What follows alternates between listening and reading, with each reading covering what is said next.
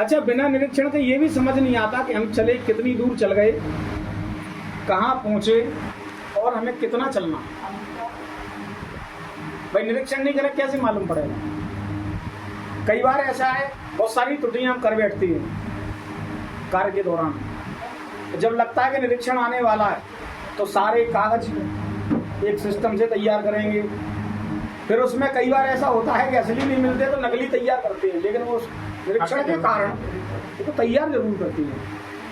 तो निरीक्षण का मतलब होता है एक अपडेशन, यानी जो अव्यवस्था हम थे पहले, जो अव्यवस्था हमने पहले हमारे द्वारा हुई थी, अब वो व्यवस्था अपने आप उस निरीक्षण के कारण चाक चौबंद हुई।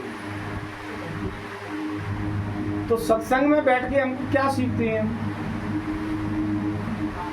सत्संगों में कथा तो सुन ही रहे हैं, कथा को समझ भी रहे हैं, सुन के और समझ के जब तक उसका निरीक्षण नहीं करेंगे कि ये कथा कितने % हमारे जहन में उतर रही है, हमारी क्रियाओं में कितने % हमने इसको धारण कर लिया और धारण करते वक्त कहाँ कहाँ हमसे त्रुटि हो गई है,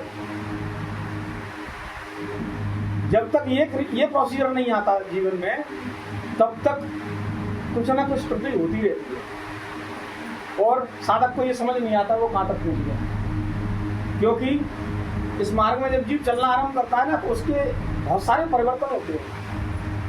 जैसे गर्भ के अंदर जब शिशु आता है ना तो माता बहनों को उसका परिवर्तन महसूस होता है। शिशु बढ़ता है, शिशु के अंग जब बढ़ते हैं तो परिवर्तन महसूस होता है उसको। ऐसे ही जब भी हम कोई क्रिया अपने जीवन में उतारते हैं तो उस क्रिया का हमारे मन के अंदर बहुत सारे परिवर्तन आते हैं, नए नए परिवर्तन।